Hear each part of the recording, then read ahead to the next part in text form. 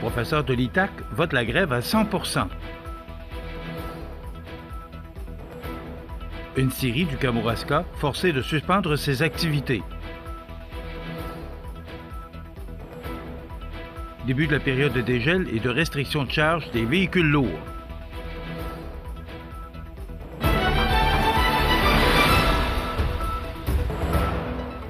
Lundi 24 mars 2025. Bonjour mesdames et messieurs, bienvenue à votre bulletin régional de ce lundi sur le réseau de télévision CMA TV. Bon début de semaine. Réunis en Assemblée générale, les professeurs des deux campus et des enseignants de l'Institut technologique agroalimentaire du Québec, mieux connu sous le nom de l'ITAC, situé à Lapocatière et à Saint-Hyacinthe, ont voté à l'unanimité en faveur d'un mandat de grève de 5 jours. C'est un message clair que viennent d'envoyer les enseignants de l'Institut de technologie agroalimentaire du Québec avec un appui massif à 100%, alors que, selon le syndicat, depuis 5 ans, l'ensemble des conditions de travail n'aurait pas fait l'objet d'une véritable négociation. Au cœur du conflit, un écart salarial significatif de 15% entre les enseignants de l'ITAC et ceux des cégeps, alors même que plusieurs d'entre eux enseigneraient exactement les mêmes cours. Un professeur au dernier échelon à l'ITAC gagnerait, en moyenne, 13 076 $ de moins par année qu'un enseignant de cégep. Et l'écart serait encore plus grand en début de carrière, nuisant considérablement au recrutement de nouveaux talents. L'ITAC n'est pas un collège de deuxième classe, a lancé Patrick Fafard, président du syndicat, visiblement agacé par la lenteur des négociations. Il déplore que, malgré les années, la direction refuse toujours d'aligner les conditions de travail sur celles du réseau collégial. La convention collective est échue depuis mars 2020. Une lettre d'entente avait permis de prolonger temporairement certains éléments jusqu'en 2022, excusez-moi, mais depuis, rien n'a bougé. La prochaine ronde de négociation est prévue les 26 et 27 mars prochains. Si aucun progrès significatif n'est constaté à ce moment, la grève pourrait être déclenchée, a confirmé le syndicat. Autre élément particulier dans ce dossier serait que, contrairement au cégep, l'ITAC ne relève pas du ministère de l'Enseignement supérieur, mais bien du ministère de l'Agriculture, des Pêcheries et de l'Alimentation du Québec, le MAPAC, dirigé par André Lamontagne. Une distinction qui, selon le syndicat, pourrait expliquer, en partie, le manque de compréhension des réalités du milieu collégial. Les représentants et représentants de l'employeur ne semblent pas bien comprendre la réalité d'un établissement d'enseignement supérieur, notamment en ce qui concerne l'autonomie professionnelle des profs et la liberté académique. Il est grand temps de faire évoluer cette convention collective, déplore Léandre Lapointe, vice-président de la Fédération nationale des enseignantes et enseignants du Québec, CSN. La mobilisation ne se limite pas à l'intérieur de l'ITAC. Des appuis solides se manifestent dans les régions. L'ITAC joue un rôle majeur dans la Montérégie et le Bas-Saint-Laurent, deux piliers de l'agroalimentaire québécois. Les revendications des enseignants sont justes et nous sommes à leur côté, a affirmé Annette Herbeval, présidente du Conseil central de la Montérégie CSN. En pleine période de recrutement et dans un contexte où l'agriculture et l'agroalimentaire doivent faire face à de nombreux défis, l'issue de cette négociation pourrait avoir des conséquences à long terme sur la formation de la relève dans ces secteurs névralgiques pour le Québec. Rappelons que le syndicat des professeurs de l'Institut de technologie agroalimentaire du Québec, CSN, regroupe 150 membres répartis sur les campus de Saint-Hyacinthe et Lapocatière. La Fédération nationale des enseignantes et des enseignants du Québec parle au nom de près de 85% des profs de cégep et de 80% des chargés de cours des universités québécoises. Elle regroupe quelques 40 000 membres dans 45 cégeps, 47 établissements privés et 12 universités. Récemment, Radio-Canada nous apprenait qu'une onde de choc avait frappé Saint-Joseph de Kamouraska alors que le groupe Lebel annonçait la fermeture temporaire de son usine de sciage dès le 5 avril prochain. Une décision difficile mais nécessaire selon la direction en raison de l'incertitude provoquée par les menaces de tarifs douaniers imposés par les États-Unis. Une vingtaine d'employés à temps plein et à temps partiel devraient être directement touchés par cette suspension d'activité.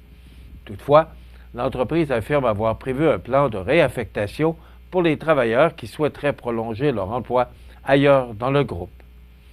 Selon Pierre-Olivier Morancy, directeur croissance et innovation chez Groupe Lebel, c'est la vétusté relative de cette usine qui a motivé son choix.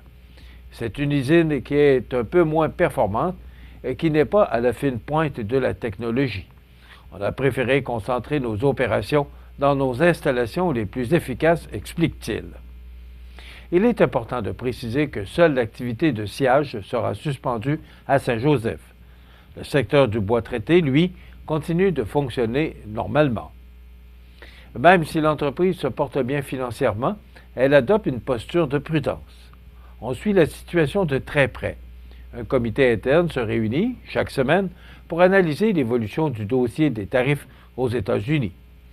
Nous allons toujours agir dans l'intérêt de nos employés et de notre entreprise, assure M. Morancy. Une situation à surveiller de près dans les prochaines semaines, alors que les répercussions économiques pourraient dépasser les frontières de cette petite municipalité du Kamouraska. Début de la période de dégel et de restriction de charge des véhicules lourds. On vous donne tous les détails après la pause.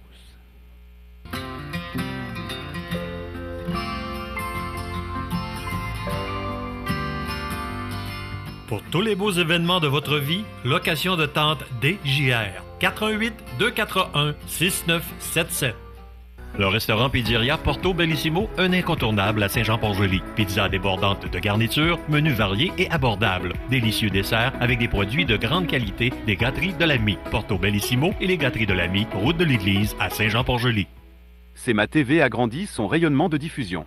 En plus de regarder CMA TV sur son site web et sur le câble de Cogeco, vous pouvez maintenant capter la programmation de CMA TV sur le canal numérique 206 ou analogique 14 sur le câble de Saint-Pamphile. CMA TV, partout pour vous. Vous regardez CMA TV, le réseau de l'information sur la Côte-du-Sud. La période au cours de laquelle les limites de charge autorisées seront réduites en raison de la diminution de la capacité portante du réseau routier débute ce lundi 24 mars dans les zones 1 et 2. En ce qui concerne la zone 3, la date actuellement visée est le 31 mars. Les dates de restriction de charge peuvent être devancées et suspendues ou retardées en fonction de l'évolution des conditions météorologiques.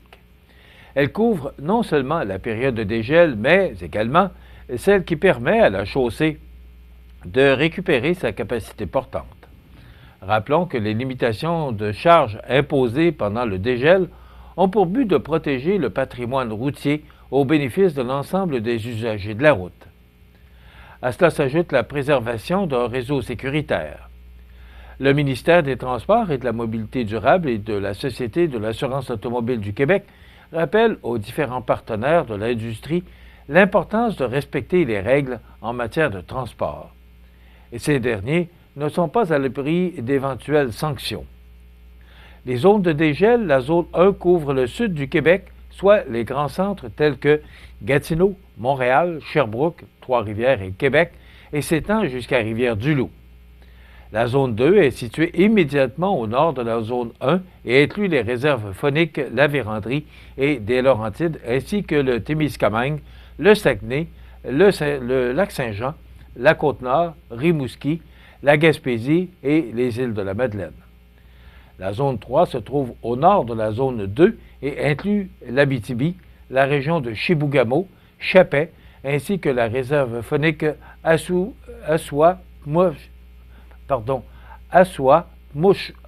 Mouchane. Voilà.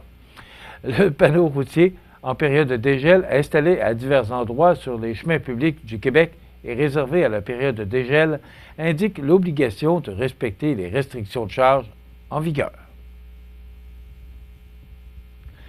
Le Bas-Saint-Laurent accueille un documentaire percutant qui pose un regard critique sur la crise du logement et la spéculation immobilière au Québec.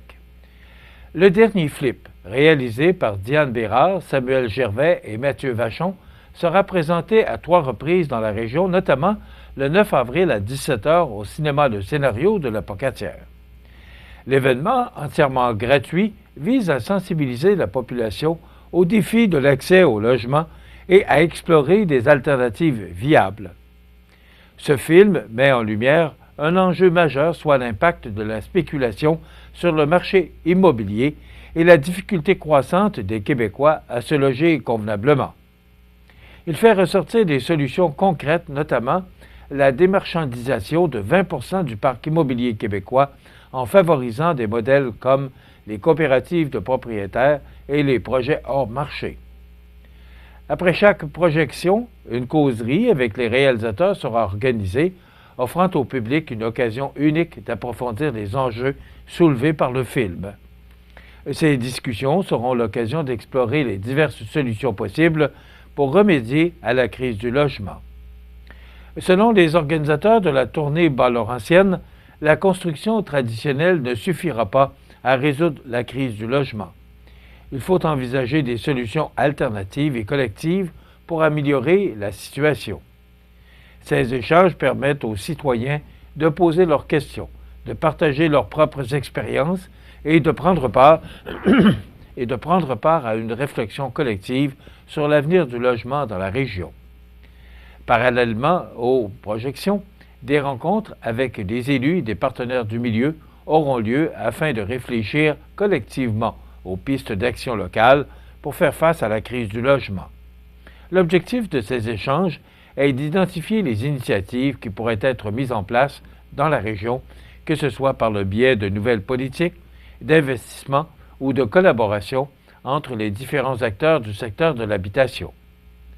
Le documentaire Le Dernier Flip ne se contente pas de poser un constat alarmant sur la situation du logement au Québec, mais propose également des pistes concrètes et inspirantes pour réinventer le marché immobilier. En mettant en avant des solutions alternatives et en favorisant la discussion, ce projet pourrait être un catalyseur de changement pour le Bas-Saint-Laurent et au-delà.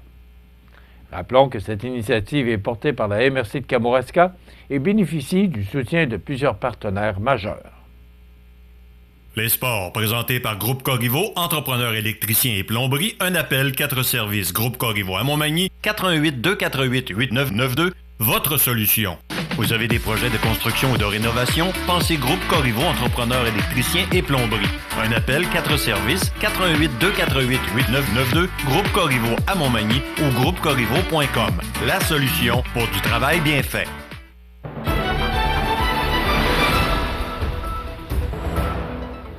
Au sport, l'Everest avait un calendrier très chargé vendredi et dimanche alors que les matchs 4 et 5 étaient disputés à l'intervalle de moins de 24 heures. Vendredi soir, en prolongation, l'Everest s'installe en zone adverse avec un tir effectué à la hauteur du cercle droit. Vincent Garneau est incapable de garder le contrôle du disque. Ce dernier va glisser à la gauche du poteau du filet.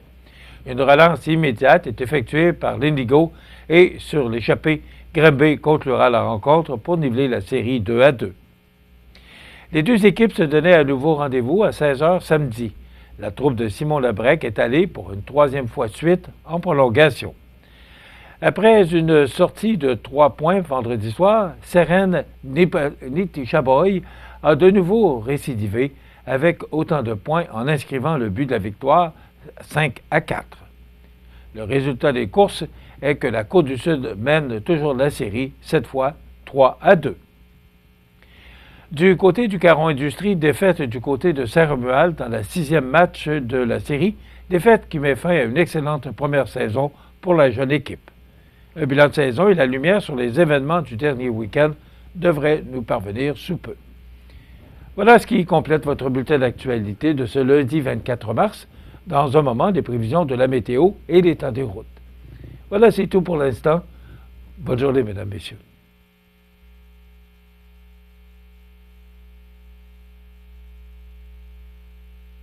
Pour rejoindre la salle de nouvelles de CMA-TV, nouvelles au pluriel @cmatv.ca ou encore 88 241 13 13 poste 226. Les prévisions de la météo. Une présentation de Promutuelle Assurance Montmagny-Lillet. Toujours à l'écoute de vos besoins.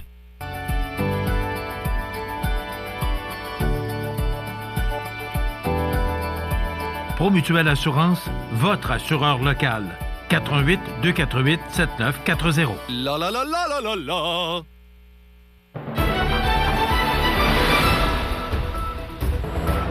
Alors, une belle fin de semaine sous le soleil, mais hier, c'était relativement froid et venteux. Je vous dirais que pour la semaine, là, ça ne ressemblera pas au printemps.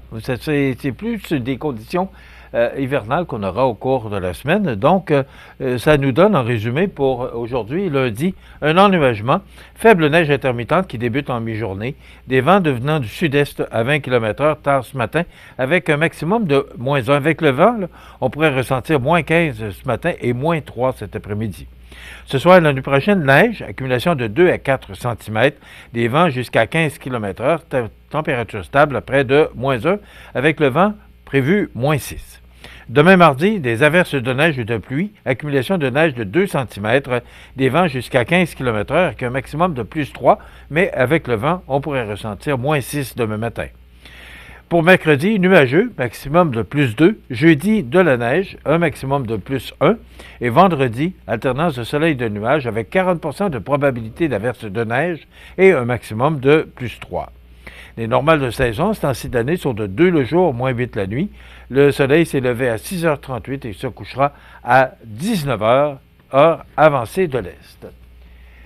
Il fait actuellement -8 degrés à l'extérieur des studios de CMA-TV.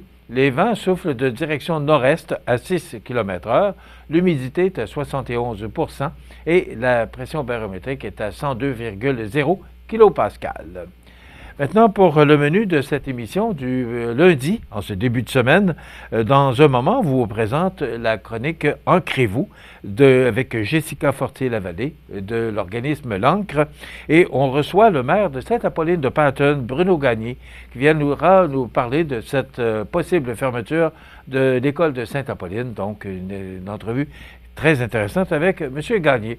Et bien sûr, on commentera l'actualité. On est en période électorale, on va en parler un petit peu plus tard dans l'émission. Alors voilà, c'est le menu qu'on vous propose de cette émission du 24 mars. Je vous souhaite donc une excellente émission à notre antenne.